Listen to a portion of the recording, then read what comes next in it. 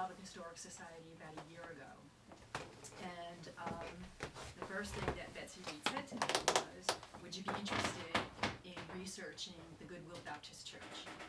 And the only thing they seemed to know about it, there was very little that was known about it, but they did know that it was founded in 1940, 1941, and then it dissolved in 1969. The property was sold in the 70s, and that's about all they knew. They knew the pastor who had founded it. So I said, sure, sure, I'll do that. Sounds interesting. And I did not know what I was saying yes to. So this began a very long process of trying to uncover information, and it was difficult in the sense that many of the people had died a while ago, and I was calling up mayors in Norwalk, trying to get additional information, and they'd say things like, well, I'm not the mayor, former mayor, you should talk to the person that you should have, and I would give you some information. Unfortunately died, last year. So I was running into a lot of, going down rabbit holes and running into a lot of brick walls.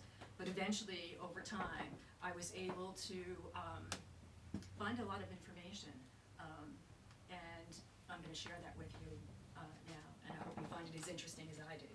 So the first thing I did to kind of get some context was to go back to Ridgefield's origins, the first people that settled here, because I knew that it had been settled in the early 1700s, and when I was reading more about it, I learned that one of the first institutions that they established, these settlers who had been escaping religious persecution themselves, was the Congregational Church. And the Congregational Church, you may recognize it there, it's with the cone.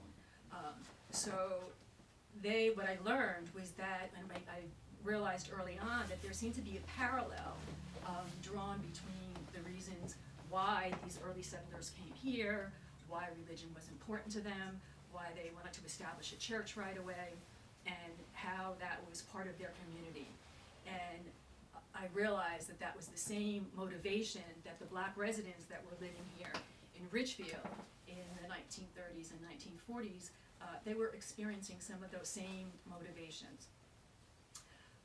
So I also learned that the Congregational Church had played a very important role in the church being established. So I just want to give you this map so you can get a feel for where the church was. I'm assuming that some of you don't even know where it is. It was on 29 Creamery Lane, and as you can see from this map, it's not that far from the center of town. So when I learned the people who were living in Ridgefield in the 1930s, many of them were living very in town, and they were in walking distance to the church. So if they did not have a car or transportation, they could easily walk to the church from where they were staying. So here is a picture of the church. I took this photo maybe a couple of months ago. It is presently a multifamily residence of 3 apartments. There's an apartment on the top floor in the attic area, and then 2 apartments on the bottom floor. This was the building that they purchased, and it had been prior to that, it had been a they turned it into a church, the bottom floor into the church, but it had been before that a multi-residence as well that had been built in the early 20th century to accommodate a lot of the immigrants that were coming into Ridgefield, a lot of them Italians who were doing work with stonework and that kind of thing. So it had been that. Prior to it being a tenement house for the immigrants that came at the turn of the 20th century, it was a creamery. And the picture here on the left is a picture of the creamery.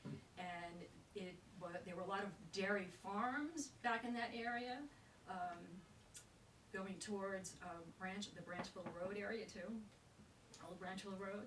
And a group of these dairy farmers got together and they just had this business for a few years. That was actually a profitable business in the late part of the 19th century. And then they closed it down, and it was bought by this real estate guy who owned a lot of properties in Ridgefield, and he turned it into this tenement house for the immigrants that were coming from Europe. Now, there are two men, remarkable men, who emerge in this story. And one is the founder, Reverend John Purcell Ball, who founded the church, and he remained pastor from 1940 to 1957, about a 15-year stretch. He founded the church, and I'm going to tell you a little bit more about his background. Very, very interesting man.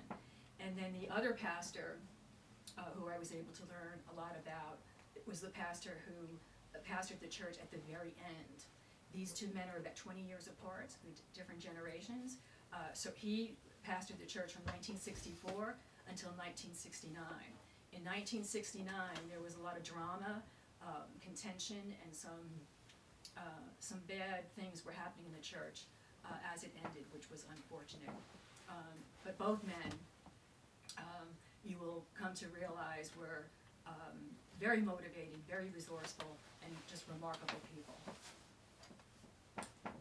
So now, the early history of the church, and there's the top church there is the Congregational Church. The early history of the church was, as I said, the Congregational Church played a role in helping the congregation establish themselves. So there were 34 initial members, and they were very enthused about this church, and they wanted to raise money, and they wanted to really make it a successful venture.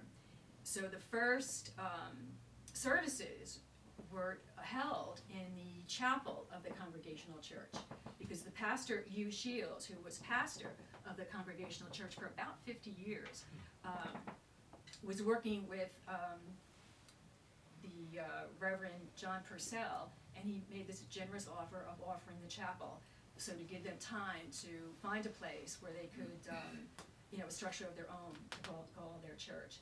They also received financial assistance from some of the people in Ridgefield. So at this initial church service, the celebration, they're just beginning here, there was an article written in the Ridgefield Press where Reverend Ball is quoted as showing his gratitude to the Hugh Shields and other ministers were involved as well, from the other churches in Ridgefield. They were supportive of this, and they also got money from James Van Allen Shields, who was married to Laura Curie Alley Shields. She was married to a doctor first, and he was deceased. He was married as well, and his wife had widowed. So they married when they were in their 60s. And he was a patent lawyer, so he was well-to-do. In fact, they lived in a house, a very lovely house, right on the corner of Market Street and Main Street. So in this Ridgefield Press piece, he was quoted as thanking them for their gracious offer. So they started off on very good footing in the very beginning. So they were able to buy that structure from Samuel S. Denton, the real estate magnate here in Ridgefield in the day, and they were able to raise enough money to purchase the house outright or pay off the mortgage, is a better way to say it. And so they had a mortgage burning ceremony in 1948. So once again, showing that they were very successful. They dedicated the building. They had a big celebration for that, and the person who came up to speak and give a sermon was none other than Reverend Ball's father, William B. Ball, who was from Richmond, Virginia, and he established his own church in 1923, and he called that church, it was a church and a Sunday school for children, and he called that church the Goodwill Baptist Church. So Reverend Ball named this church after his father's church. There were other ministers that came from the St. Stephen's and from the Jesse Lee Methodist Church, and Reverend Hugh Shields was there. So it was great that they had this support from these other religious people in the town to help them get started. Okay, now one of the things it's worth spending a few moments here to try to understand what the reasons for a black church were. Now, one of the reasons for is that there is the Great Migration that took place in the 20th century. And it was a remarkable amount of black people are moving out of the South. And of course, they're moving out of the South because the South is a difficult place to live. Most of these people have descended from ancestors that were enslaved, and they're living under the cruelty, the brutality of the Jim Crow laws. So it's why it's important to note this. In the first, with these statistics here that I have, between 1910 and 1930, the black population doubled in New York City. And between 1917 and 1925, 200,000 blacks moved to New York City. Now, the reason why that is important is because the residents that were living here in Ridgefield had been living in New York City. Then the second Great Migration, which occurred in 1940, more blacks moved into the area and were members of the church in the 40s and 50s. So the church is getting, the population is growing in Ridgefield, and the church's congregants are growing as well. So now this picture here is a picture of Harlem. They were coming, in very large numbers, and many of them came to New York City, Harlem, but of course, as more came, housing began to be a problem. Now, I thought this would help in terms of getting you a visual of the Great Migration, because the people who were living, the blacks who came to Ridgefield, were coming from this orange area here that you see. They just were moving almost sort of like directly north. As I said, many of them are coming from Virginia, and many of them may have known each other because very often they were going to places through word of mouth. So some people would leave, come to an area, and then they would write home to the people who were still down south and say, it's so much better here, there's opportunity. So, as I said, most of the blacks that were living here from Virginia, when it got to be about the 50s, they were more from other areas like North Carolina, South Carolina. Reverend DeWitt Stevens, the pastor who was the final pastor of the church, his family was from Georgia, and as I said, Reverend Ball was from Richmond, Virginia. So here are some pretty cool pictures or paintings from Jacob Lawrence from his migration series, and in it he is communicating the migration. So the picture here in the corner, he's trying to depict this idea that it was a mass of people coming all at once, getting into cars, onto highways, coming to train stations, and of course that's a lot when you get a whole influx of people into an area. Then problems arise because over here in the corner where the house is, they found that they came up here and the housing was better here. But then before long, there was a problem with housing because there were just so many people to accommodate. Some of the other images depict some interesting things. Over here, this he had labeled, there was always discrimination. Over here, this is a painting that's depicting reading letters from the people had moved north and telling them to come. It's much better here. Now these little titles of these paintings are what Jacob Lawrence gave them. Over here is showing the importance of the church, the black church, which is at the heart of their culture. And then over here in this corner is a picture depicting people online, blacks online, to go into that box there. It's a voting booth. And here they could vote. They had difficulty voting in the South.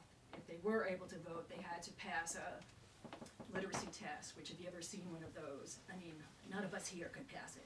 It was you had to be a lawyer to pass them.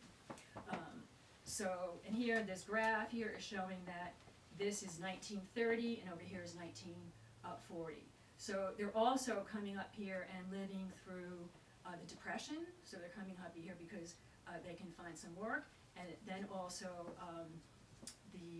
with World War II as well, people coming up in the 40s because there's work to do, and there's labor shortages in the area because men are going off and fighting in Europe. Okay, so the other thing that I came upon, which was lucky for me, was this book that Lewis Gates had written very recently about the Black church. And in it, he gives a broad, a tremendous amount of information that really explains the importance of the Black church to Black people.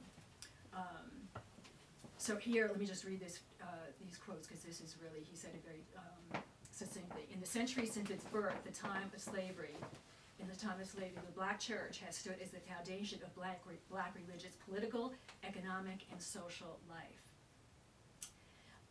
He also says that the Black church was a source of our ancestors' unfathomable resiliency and perhaps the first formalized site for the collective fashioning and development of so many African American aesthetic forms. So this Black church was very important to Black culture. It was a place where they could come together. They had a shared experience, and religion was played a very comforting role in helping them endure the cruelty and injustice of slavery. So there were a lot of churches in Richmond, Virginia, where Reverend Ball grew up. And this church was established in 1841. It was massive. Then they had built this building in 1876. But in the beginning of this church, Black people couldn't run it. They couldn't administer it. That there was a law in Virginia where whites had to be in charge. But yet you can still see there's a picture here of throngs of people coming. So it was a very, very important part of their life. And my theory was that the people that were here, they all came from the South. They would have presumably, most if not all, church would have been a very important part of their life, and they might have been missing that. So now, I then got to the point where I wanted to wrap my mind around who were these people. I wanted to know their names, and I wanted to know what they were doing for a living, where were they living, so I could get some sort of feel of who they actually were. That was very important to me, to get their identities.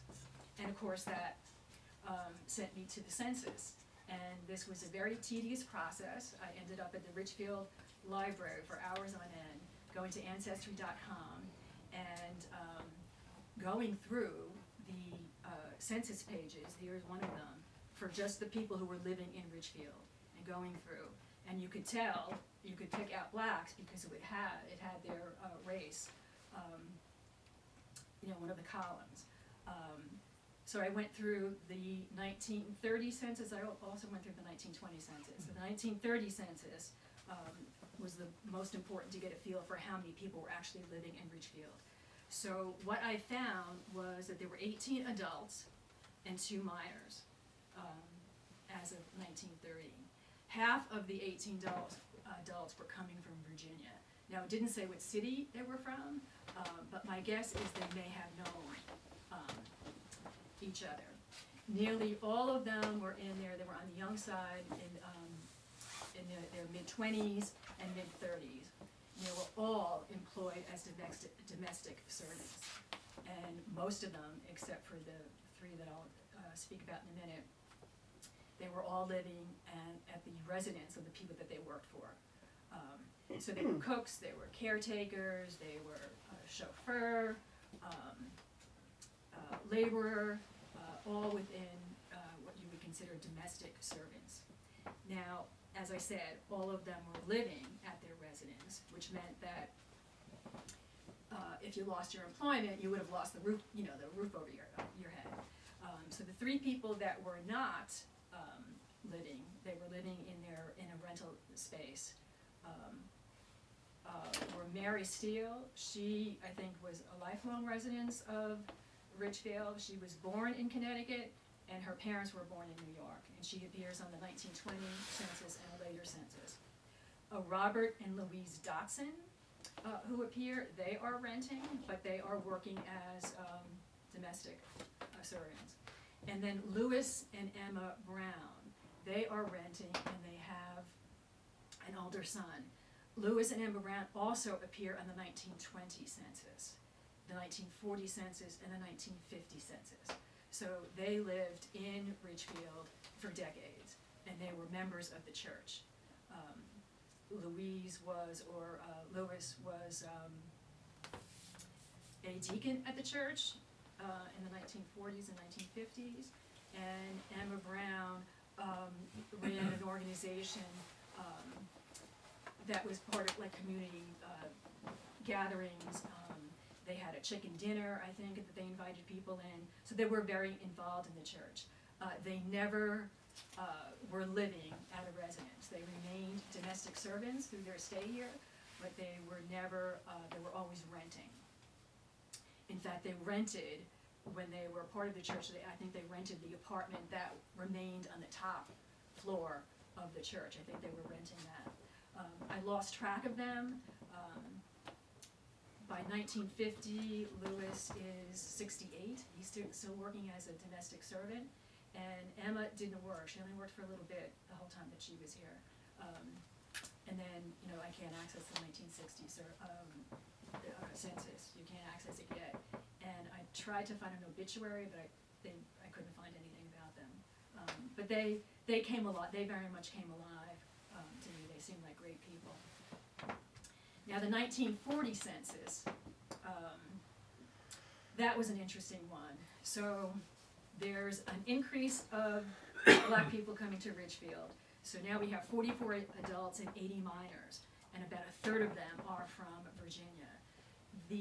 They're still young. Many of them are still young in their mid-20s to mid-30s, but there's also several in their 40s, 50s, and Louis Brown at this point is 60 years old. His wife is a little bit younger. She'd be in her late 50s. So it's skewing a little bit older, and so the people there's getting some stability with some of the residents that they're staying. They're not so transient. But the employment all remains limited to domestic labor. Half of the residents are renting, so that said to me that that was progress, that they had privacy and they had more independence. So if they were able to rent and the money to rent, but in terms of the employment, it still remains that's the only work that they can get in the domestic sphere. There was another very interesting column on the 1940 census where it showed where they were living in 1935, and 24 of them were living in Ridgefield in 1935. 5 years before, or maybe even more than 5 years, and 18 in New York City. So that once again showed me that the people who were living here were beginning to develop roots. If you're living someplace for 5+ years, you're beginning to feel very much like it's home. So that was very interesting, and also was a factor in why the church was necessary. There were enough people who really wanted it. So these were the notable residents. I already told you about Emma and Louise Brown. William Webb is another long-standing black resident of Ridgefield. He came here in his late teens, maybe early 20s, working on a farm. He was laborer for a farm for many years. Then he stayed. He was born in New York City. He stayed, he married, he had several children, and he bought a house here in Ridgefield. He was one of the first black family to buy a house. His children went through the Ridgefield schools, and then he stayed in the domestic servant, from what I could tell from the census, but then he went back to school and became a minister, a Methodist minister, and he spent the latter part of his life preaching at various Methodist churches in the area. Then Harry and Louise Dotson, they are a family who are living here. My guess is that they could be the same as Louise and Robert Dotson with the T. I think they may be the same people, but I couldn't verify that. Harry and Louise lived here. They had 2 children, Kenneth and Donald. They just recently died within the past few years. And they went through Ridgefield schools. They were renting. No, they were renting. They eventually moved to Danbury. Their sons graduated from Ridgefield High School. One lived in Danbury and had his whole career at the post office, the Danbury post office. The other son, they were only a year apart. The other son moved to New Hampshire, and he worked at the post, had a career in the post office up there. And then there was Percy and Mary Ball. Now this is where it got kind of crazy for me. So Percy and Mary Ball appear on the 1940 census. So the first thing I think is, oh my gosh, is this Reverend Ball? But the ages were off. And I also knew that Reverend Ball's wife was married. But the ages were off. And I think the next slide is showing, yes, the ages were off. I also learned from going through the census that a lot of the information on the census isn't necessarily accurate. People's birth rate, birth year, sometimes the names are misspelled. It's just the census person is just writing down what the people are telling them. So sometimes people could be lying too. Not that I'm saying that they're lying, but the information just didn't gel with me when I first saw it. So I thought that maybe they were relatives. Didn't know. So what the information here on the 1940 census was that he was 27, Percy and Mary 25. Reverend John Ball would have been older. He would have been at least 30, maybe even in the early 30s. They were working on a farm out on Old Ridgebury Road that a Mr. Browning owned or managed. It was the Browning family. And Percy was working as a houseman, which I guess just meant, handy person, jack of all trades. And Mary was a maid. And they earned $600 was the annual income that each one of them had earned. But this is what threw me. The level of education for Percy was 4th grade, and the level of education for Mary was 5th grade. And for some reason, that just didn't gel with me. Probably because of a certain bias. I had already gotten to know John Ball as an older man in the prime of his life. And of course, I got to know him well from the information I was to gather. And he was a very intelligent, very skilled, educated person, refined person. So that is what sort of threw me. Also, Mary, I knew, was born in Washington, D.C., and it said that she was born in Virginia. That's not such a big mistake. But also on the 1940, they're living in New York City in 1935. So I got a little note from Sally Sanders saying, oh, Jack was going through the 1940 census, and Reverend Ball shows up. Oh my God. I thought that, but I couldn't verify it. And that just answered so many questions about how this church became a reality here in Ridgefield. It answered every single question. So what I'm going to show you right now is I'm going to tell you what I learned about him first, and then what I was able to find out about him after, because knowing that these were the same people, I needed to get information that firmed it securely in my mind. And so this took me down a pathway to John Purcell Ball's childhood and where he grew up.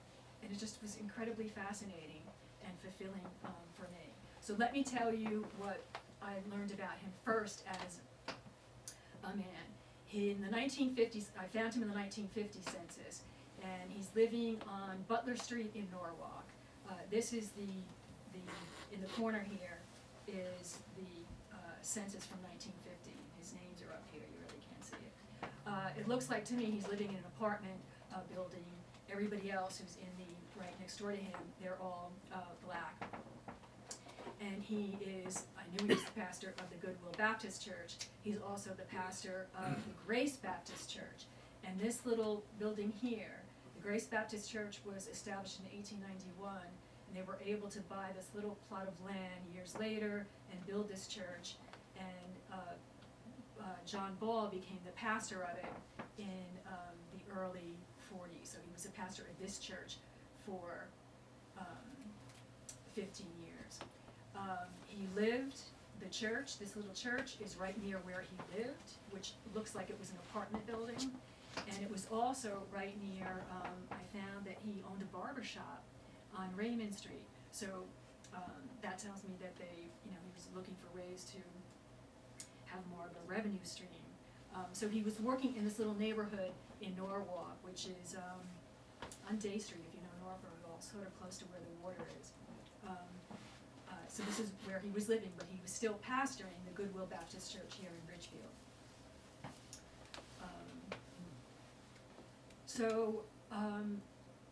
This information was easy to find because he was such an active person. And he was referred to as the ambassador for the cause of Christ, which is an absolutely perfect way to describe him. So as he was the founder of the Goodwill Baptist Church, he was concurrently pastored the Grace Baptist Church in Norwalk, right by his home. And in 1957, he did both of this concurrently for 15 years. And in 1957, there was a rift in the Grace Baptist Church. And so he left that. He also stepped down from the Goodwill Baptist Church in 1957. And part of that reason, I surmise, is because he was getting very involved in the civil rights movement. That was really heating up. It was beginning in the 50s. But before he left the Grace Baptist Church, he was able to facilitate that church buying another structure, because you can see how small that little white church is. So they were always looking to expand and buying something more temporary. And that Grace Baptist Church is still a thriving church today. They were able to move into, not as cute of a little place that they had in that little picture of that white church, but they bought a synagogue, a Jewish synagogue, right in the center of town in Norwalk, and it's still thriving today. But then he went on in 1959 to found another church, the Canaan Institutional Baptist Church of Norwalk, and that's where he served until his death in 1992, and that too is a thriving church today. Now, his role in the civil rights movement is remarkable and admirable. So he was described as a mighty warrior for the civil rights movement. And he was very involved in various commissions. He facilitated or instrumental in hiring the first black fireman, the first black teacher, the first black policeman. He was doing work up in Hartford and in Washington, D.C. Really, mighty warrior is a good phrase to use. But this I found remarkable. This really touched me, that he was credited for saving Norwalk from some of the violence and maybe some destruction that during this movement had happened in other cities in Connecticut. And because he was so good at working with white people and making advances, that they said that things went more smoothly in Norwalk, and I think that's a remarkable tribute to make to him. So now that I realize that that he might be the same person as Percy, who was living here in Ridgefield at the time, out on this farm, I went to the census in Ridgefield, and sure enough, I found that a Ball, William Ball, his father was William Ball, I knew that, and Percy, age 9, on the 1920 census in Richmond, Virginia. And I said, okay, Richmond, Virginia. And for some reason I thought, well, where exactly? I could see on the census where he was living, where they were living. Sometimes you can't see that. And he was living on Clay Street, well, Henrico Street at first, and if you can see Henry Street over here, I think that was Henrico Street at the time, and then his family moved to Clay Street. Now, why this is important is because this map here is, all in yellow, is the Jackson Ward. And the Jackson Ward, this is right in the heart of Richmond, the Jackson Ward was a black neighborhood. And in Virginia at the time, everything is segregated. And it was a happening place. So these are some pictures from the Jackson Ward. It's a tourist attraction today. It was very similar to Harlem. If you know anything about Harlem in the 1920s, with the whole Renaissance, it was a place where there was tremendous culture and art and brilliant artists. It had a theater, the Hippodrome Theater, that was opened in 1914. It had all these famous people, like Louis Armstrong, performers. You can see that all the activity on the streets here and the cars. It was referred to as the Harlem of the South, the Black Wall Street of America, Black Wall Street of America, and the birthplace of black capitalism. So it was a happening place. And John Ball was within walking distance to this area. So he grew up in a very sophisticated area with a lot of culture, a lot of a very rich environment. His Virginia Union University is located in Richmond, very close to the Jackson Ward, within walking distance as well. And this is where his father went to school to become a minister.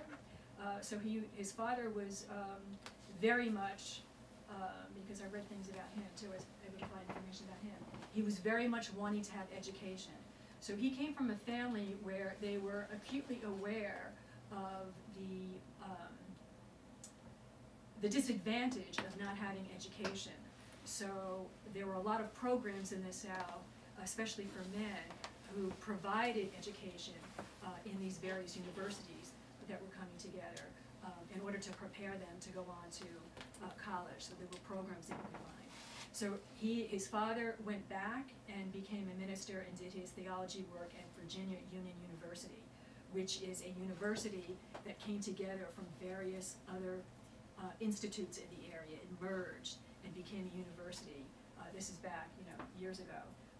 And one of the institutes was the Richmond Institute of Theology, and that's where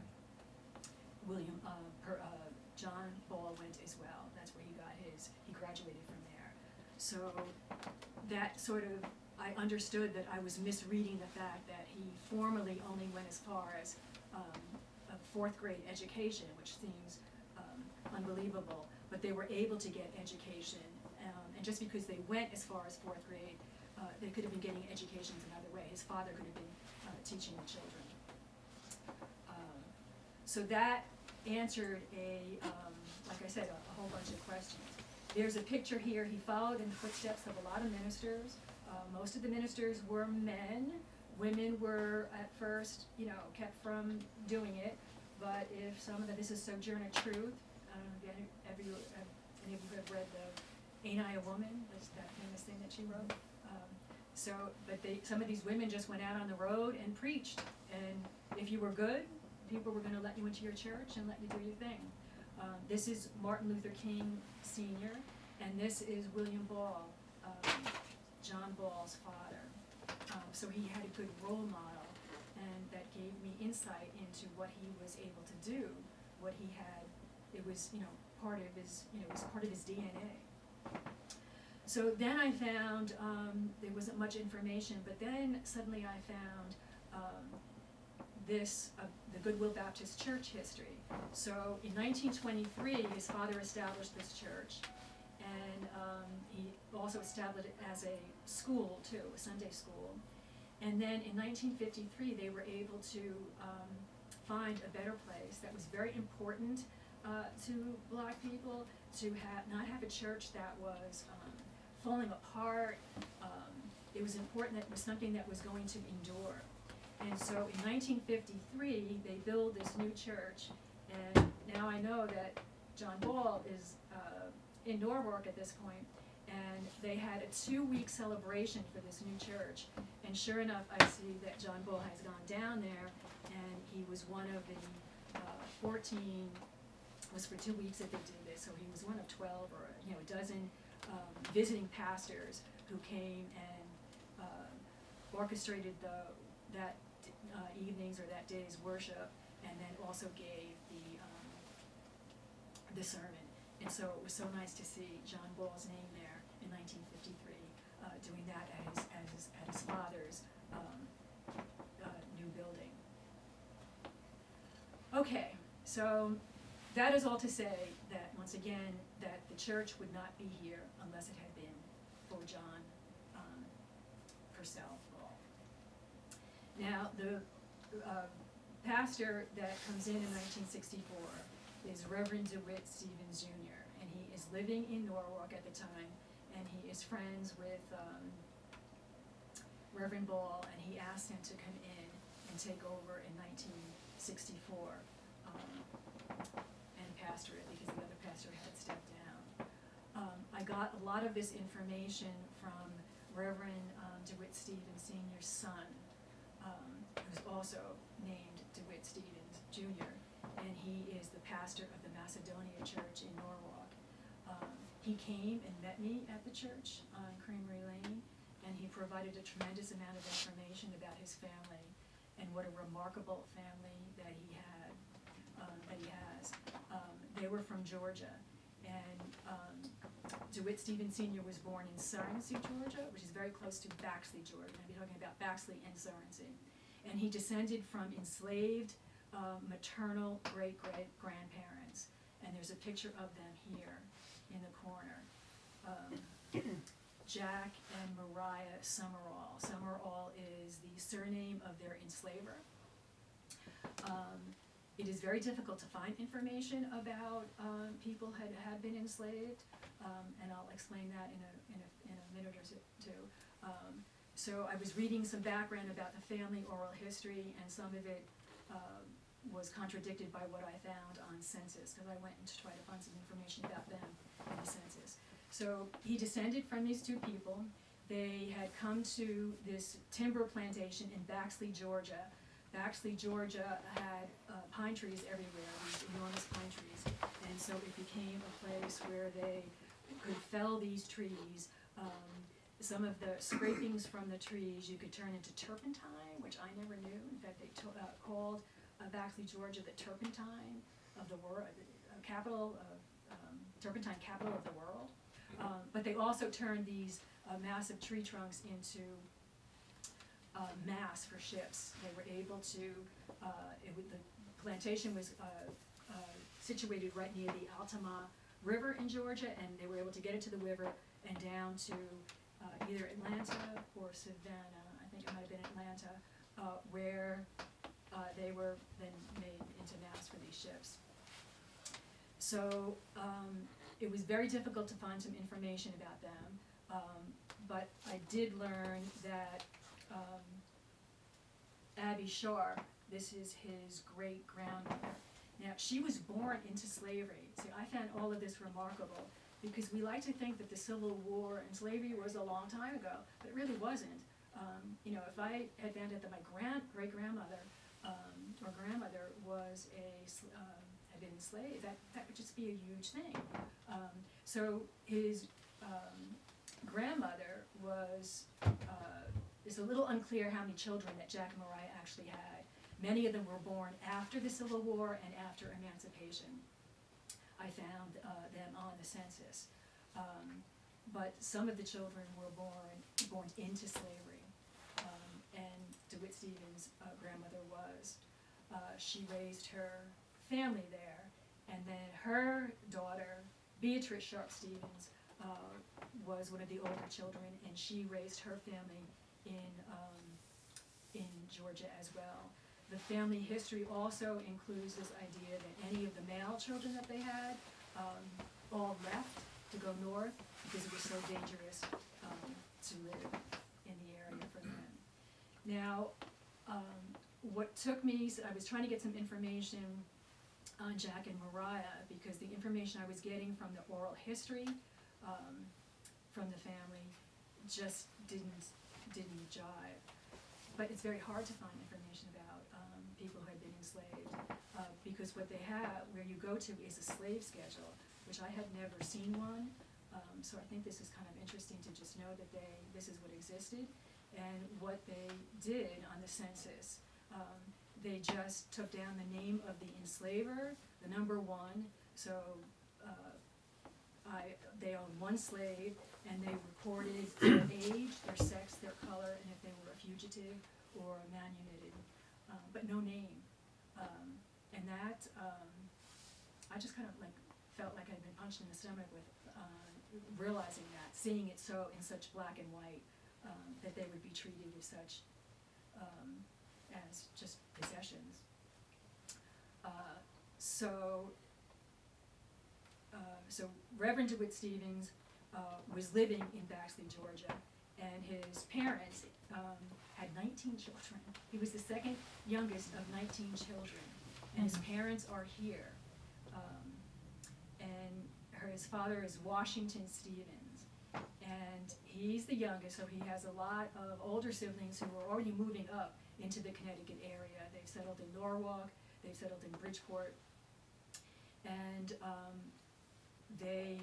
Washington Stevens, who's now living in, I think they're living in, no, they're still living in Baxley, Georgia. He was asked by a white man in Georgia to do work for him, and Washington Stevens said no, and they then realized that they were going to experience some sort of violent repercussions for this. So Washington Stevens was spirited away in a coffin to be taken out of town. So they moved to Daytona Beach, Florida, and then they eventually came back and took all of the family who was ever there. Some of them were older and already had moved north, and they settled in Daytona Beach, Florida. Now, this DeWitt Stevens was familiar with the Norwalk area. He was, in fact, he's over here with the dress he was in the Army and discharged.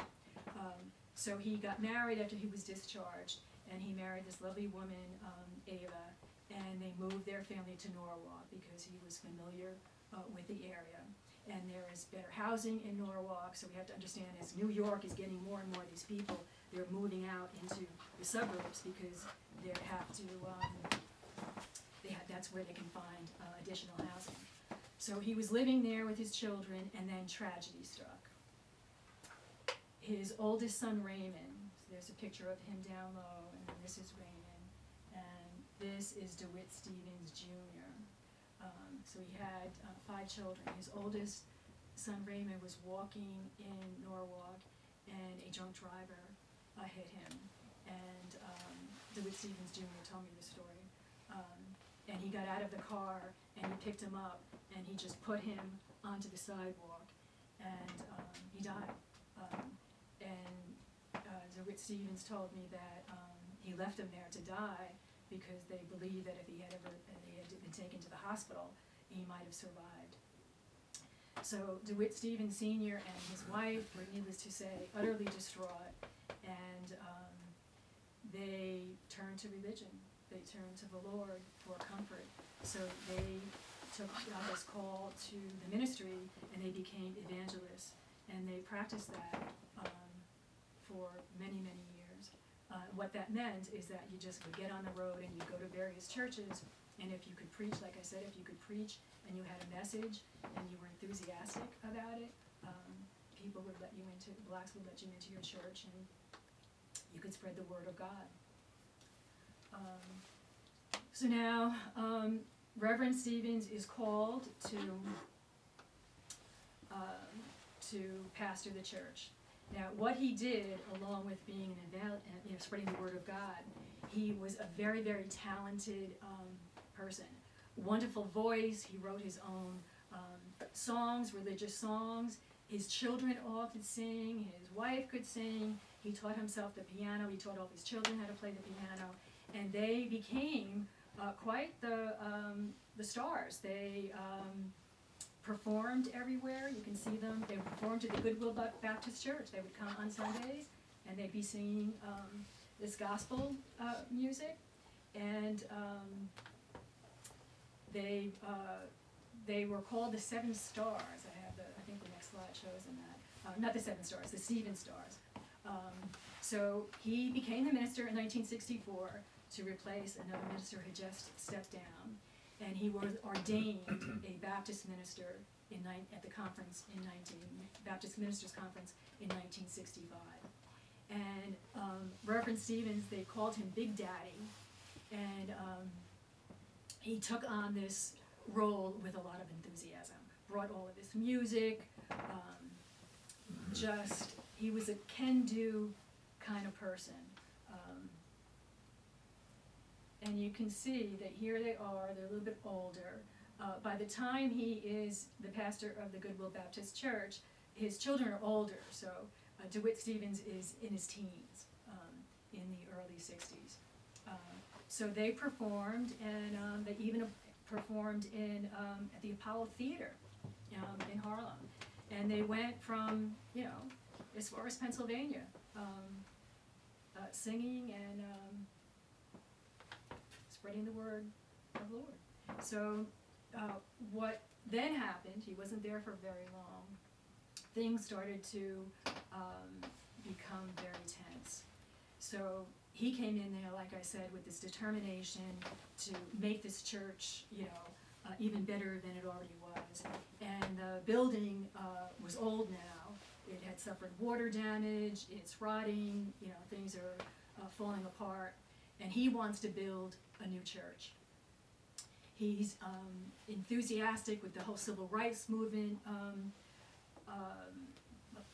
making all of these hopes and dreams a reality, and he wants to build a new church.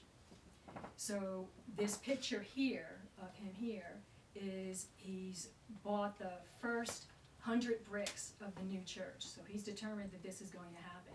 Now this is a symbolic nature because I just, I think I said this already, that having a church made out of stone was very important to Glass because it was something that could endure. So that's what he wants to do. But the congregation is dwindling at this point now. It's the late 60s. Even the civil rights movement is beginning to lose its momentum. This picture was taken in May of 1968, and Martin Luther King had just been assassinated the month before. So there's financial stress. The population is aging. And the congregation is dwindling. So there's arguments must have ensued, and Reverend DeWitt Stevens shows up for Sunday services and the door is locked. And so he takes it upon himself to just break the lock and enter it. And with that, he is arrested. The deacon calls for the police, and he is arrested and charged with breaking and entering. So that becomes very stressful for him. He has to hire a lawyer, and it takes some time for it all to get settled. So he leaves, he steps down in 1969, and prior to that, in November of 68, 12 of the 20-something parishioners, so they are dwindling, vote to have him dismissed. The charges are dropped because of a bunch of different technicalities, one of them being that it's illegal to lock, it's a Connecticut law, that it's illegal to lock the door of the church. So that should not have happened, number one. And also there are, if it's a Baptist church, there are various rules and procedures that you have to follow in order to dismiss a pastor, and they didn't follow any of them. So he leaves, and the church is sold. So Reverend Ball comes back. to facilitate the necessary steps taken to undo the church and sell the property. It was sold in 1975, and it was turned back into that picture that you saw in the very beginning of the presentation, a multi-family dwelling, and there are 3 families that are living there now. So Reverend Ball continued his relentless pursuit of justice and equal rights for his black brothers and sisters, and he continued to pastor, as I said, at that church that is still thriving today, and he died in 1992. So just a very remarkable man. I thought I came upon this in obituary, just Googling. His name came up because of this woman, Mary Burgess, who had died in January 2023, which is very recent. And the obituary stated that when she died, that her family felt that she would be very happy reuniting with her friends and fellow rabble-rousers, Reverend Henry K. Jordan, who was a white minister in Norwalk, who was very involved in the civil rights movement, and Reverend John P. Ball. And I thought that really touched me. I thought that was a wonderful tribute to him, that he would be remembered so many years later by Mary Burgess's family. So as for Reverend DeWitt Stevens, he began, as I told you, he was just a person very resourceful.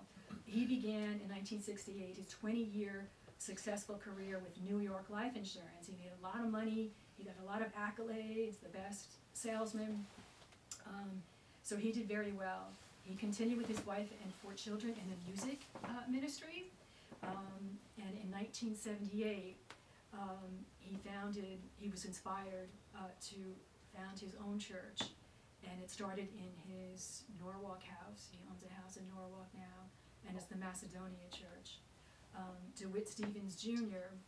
went on to, in his early 20s, become part of the band, the Ambassadors they were called, and they were that rhythm and blues kind of thing.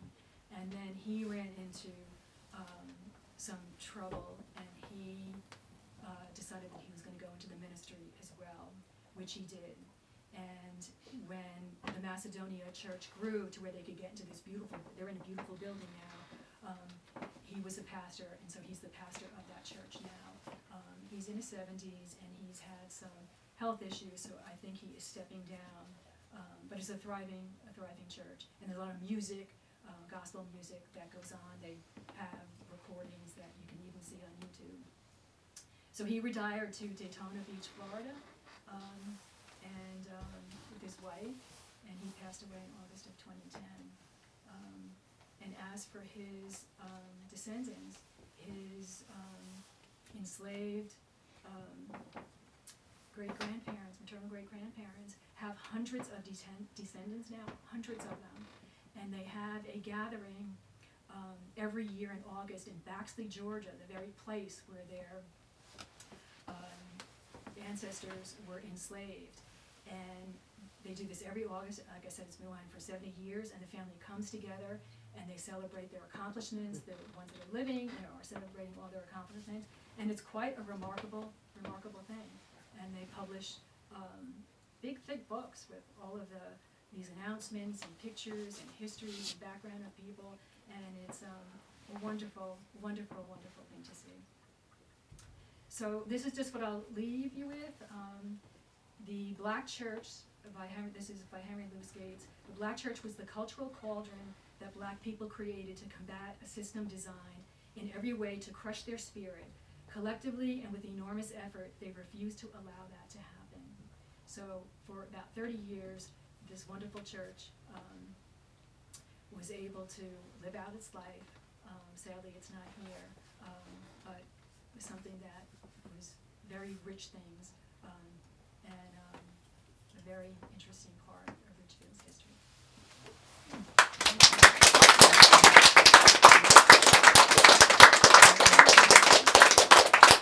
Do you have any questions?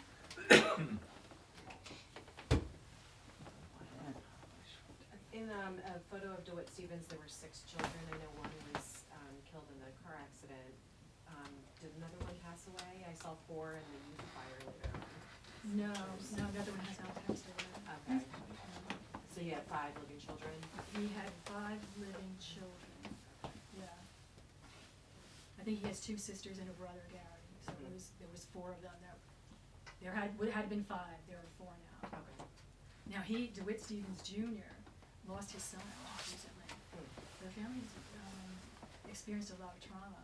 His son, died from COVID, just a few years ago. Anybody else have any questions? Yeah. When I grew up in Ridgefield, I graduated from Ridgefield High in 1969. And I think a couple years older than me, but in high school at the same time was Edsel Dotson. And he Yes. worked, Oh, no, that, was he related to the Dotsons that you? they may be related. It was Kenneth and Donald, I believe, were the Dotsons that were became the post, working for the post office in New Hampshire and Danbury. So I think that because they're older, they just both recently died. So then there were other Dotsons that were living in 1950, a whole family, and Edsel is one of them. Yeah. But if they're related, they probably are, I would guess, but I don't know that for a fact. Yeah. But I know that Betsy, you went to school with them too, didn't you? I didn't go to school with them, but I did know them. Oh, yeah. There were more blacks that were living in the 50s. A lot of them were living on Bailey Avenue. So the church was had its sort of thriving years in the 40s and the 50s, and then by the 60s, the population is aging, and there is also there's only the work that could be offered to you in Ridgefield. There isn't that much to offer. You could go to Bridgeport, to Norwalk, and get a job. In fact, the 1950s census already showed that shift in Norwalk, because I was looking at what other blacks that were living where John Ball was living, and they were working as cooks or chef, but they were working for a restaurant. Or they were working, you could see something like office manager or secretary. So there were other opportunities besides just, being a maid. Any other questions? Have you met Henry Louis Gates? No. No, have you? No, I know a story about him, but I haven't actually met him. Oh, I thought maybe you were I find his program very interesting. Yes, well, he does that family tree Yeah. thing, yes, yeah. No, I thought that it was very fortuitous for me that I just happened upon this book, because it put very succinctly, some of this I knew, as an English teacher, I had a strong foundation of a lot of black literature, which I not only read, but I also taught it and analyzed it and talked about it with students. So I had, a strong foundation, but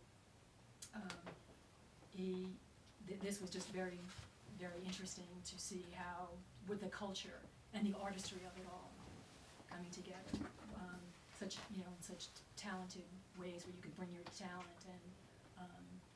and of course, when you're singing, the singing in church, in worship, is always so moving, so it's rich. Anybody else?